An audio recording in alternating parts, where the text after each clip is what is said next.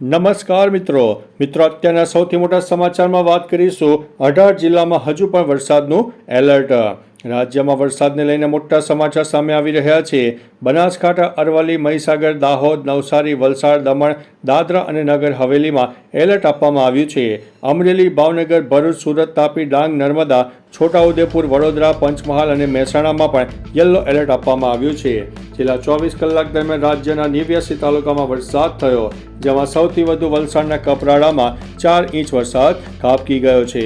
મિત્રો, અન્ય મહત્વના સમાચારની વાત કરીએ તો શિક્ષકોની ઘટ, પ્રવેશ ઉત્સવ માત્ર દેખાડો। ગુજરાતમાં સરકારી શાળાઓમાં 40,000 શિક્ષકો અને 38,000 ઓરડાઓની તીવ્ર અછત છે। અનેક શાળાઓમાં એક જ શિક્ષક બધા ધોરણ ભણાવે છે, તો કેટલીક શાળાઓ ઝાડ નીચે ચાલે છે। 5,912 સરકારી શાળાઓને તાળા લાગી ચૂક્યા છે। આવી ગંભીર સ્થિતિ હોવા છતાં સરકાર લાખો રૂપિયા ખર્ચીને પ્રવેશોત્સવના નામે માત્ર માર્કેટિંગ કરી રહી છે, જેના કારણે વાલીઓ ખાનગી શાળાઓ તરફ વળવા મજબૂર થયા છે। મિત્રો, અન્ય મહત્વના સમાચારની વાત કરીએ તો રાજ્યના 21 જળાશયોને અપાયું છે એલર્ટ। રાજ્યમાં વરસાદી માહોલ જામ્યો છે, ત્યારે હવામાન વિભાગ દ્વારા 7 દિવસ માટે ભારેથી અતિભારે વરસાદની આગાહી પણ કરવામાં આવી છે। વરસાદના કારણે સિંચાઈ વિભાગના અધિકારીએ સિનિયર વાઇઝ પાણી સંગ્રહની સ્થિતિ વિશે પણ માહિતી આપી છે। જે મુજબ રાજ્યના 206 જળાશયો પૈકી 21 જળાશયો હાઈ એલર્ટ, 12 જળાશયો એલર્ટ ઉપર અને 19 જળાશયો વોર્નિંગ ઉપર જોવા મળ્યા છે। મિત્રો, અન્ય મહત્વના સમાચારની વાત કરીએ તો કોરોના રસીને કારણે હાર્ટ એટેક અંગે મોટો ખુલાસો। ICMR અને આરોગ્ય મંત્રાલયે હાર્ટ એટેકથી અચાનક થતા મૃત્યુ અંગે નિવેદન બહાર પાડ્યું છે।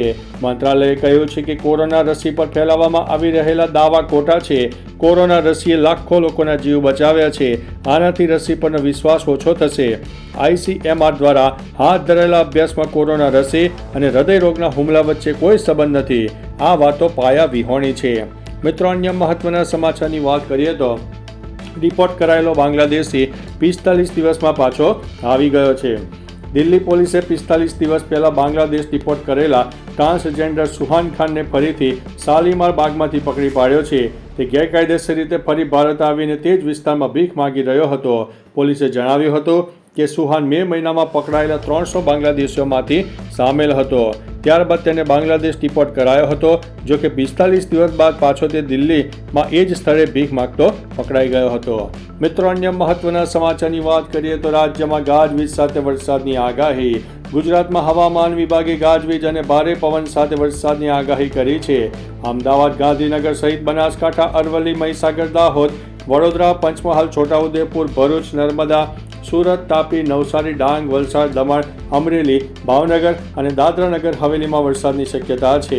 3 જુલાઈએ પણ વરસાદ માટે ઓરેન્જ એલર્ટ આપી દેવામાં આવ્યું છે।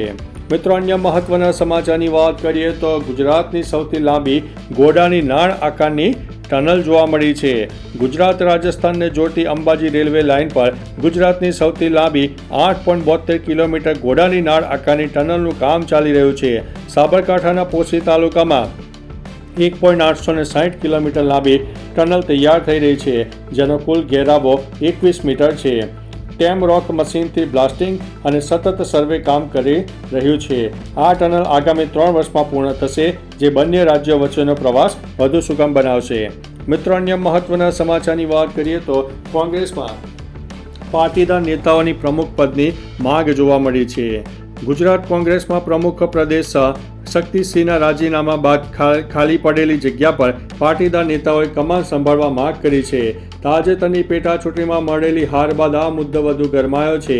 અમદાવાદમાં નેતાઓની બેઠક બાદ પાટણમાં મહાસંમેલન યોજીને રાહુલ ગાંધીને મળવા સમય માંગવામાં આવશે। આ સંમેલનમાં ભરતસિંહ અને અમિત ચાવડાને સાઇડલાઇન કરીને પાટીદાર નેતાને સુકાન સોંપવા માંગણીઓ કરાશે। મિત્રો, અન્ય મહત્વના સમાચારની વાત કરીએ તો અમેરિકાની ભારતને 500% ટેરિફની ધમકી સામે આવી છે। રશિયા પાસેથી તેલ ખરીદતા દેશો, જેમાં ભારત અને ચીન મુખ્ય છે, અમેરિકા તેમને મોટો ફટકો આપવાની તૈયારીમાં છે। ડોનાલ્ડ ટ્રમ્પે 500% ટેરિફ લાદતા સેનેટ બિલ લાવવાની મંજૂરી આપી છે। સેનેટર લિન્ડસ ગ્રેહામના મતે આ ટેરિફ યુક્રેનને મદદ ન કરતા રશિયા સાથે વેપાર ચાલુ રાખનારા દેશો ઉપર લાગુ પડશે। આ બિલ પાસ થાય તો ભારતની નિકાસ ઉપર ગંભીર અસર પડી શકે છે। ભારત ફેબ્રુઆરી 2022થી રશિયન તેલનો મુખ્ય ખરીદાર બન્યો છે। મિત્રો, અન્ય મહત્વના સમાચારની વાત કરીએ તો ગુજરાત હાઈકોર્ટમાં સિનિયર વકીલે બિયર પીધી. ગુજરાત હાઈકોર્ટમાં વર્ચ્યુઅલી સુનાવણી દરમિયાન સિનિયર વકીલ ભાસ્કર તન્ના બિયર પીતા દેખાયા. 26 જૂનના આ વિડીયોમાં ગંભીર નોંધ લેતા હાઈકોર્ટે સોમવારે વકીલ સામે કોર્ટના તિરસ્કારની કાર્યવાહી શરૂ કરી હતી. Justice A.S. સુબેહિયા અને R.T. વાછાણીની બેન્ચ તન્નામાં વર્તનને અપમાનજનક ગણાવ્યું છે. કોર્ટે જણાવ્યું છે કે આવા કૃત્યો નવા વકીલોને ખોટો સંદેશ આપી રહ્યા છે. મિત્રો, અન્ય મહત્વના સમાચારની વાત કરીએ તો વરસાદમાં કુદરતની કરામત જોવા મળી. ચોમાસામાં ડાંગ હંમેશા રમણીય બની જાય છે. અહીં આ વર્ષે પણ ભારે વરસાદમાં ગીરાધોધ સક્રિય થયો છે અને ધોધ પણ વહી રહ્યા છે. ત્યારે આહલાદક દ્રશ્યો પણ સામે આવી રહ્યા છે. ઘણા પ્રવાસીઓ ડાંગ પહોંચી રહ્યા છે. બીજી તરફ ડાંગના વઘઈ તાલુકામાં ઘોડાપુર જેવા દ્રશ્યો પણ સર્જાયા છે. જાવડા, ડુંગરડા, ભેંસકાતરી, માછડી, ખાતર ગામમાં વરસાદી પાણી છે. ઉપરવાસમાં ભારે વરસાદના પગલે આ સ્થિતિનું નિર્માણ થયું છે. મિત્રો, અન્ય મહત્વના સમાચારની વાત કરીએ તો ડોનાલ્ડ ટ્રમ્પનું મોટું એલાન આ લોકોને હાંકી કાઢશે.